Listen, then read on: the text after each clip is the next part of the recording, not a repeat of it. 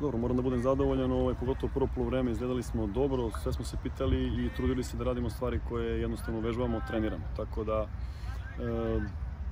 lepa provera za nas, zahvalio bi se ekipi Sloge koja je došla u ovako neprijatnom trenutku da odigramo utakmicu, nama to mnogo znači i mislim da onda kad odigramo kontrolnu utakmicu sve dobija smisao.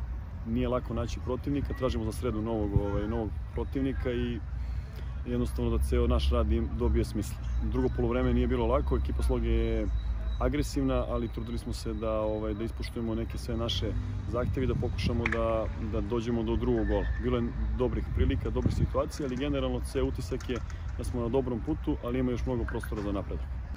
Pa dobro, analizirat ćemo, malo je još sveže analizirat ćemo, ali generalno sam zadovoljan i s jednim i sa drugim, sve to negde je proces, Pantović je mlad, treba mu vreme, Gajić se brzo uklopio, tako da generalno sam zadovoljan i na dobrom smo putu, ali naravno moramo još mnogo da treniramo i da radimo do prvog kola. Da, dobro smo se namestili i pored teškog vremena. Jako smo dobro kontrolisali ceo meč, stvarali šanse, oni nisu nas ugrozili, možda jednu šansu su imali, tako da sam jako zadovoljan, pogotovo zato što je prvi meč posle dužeg vremena.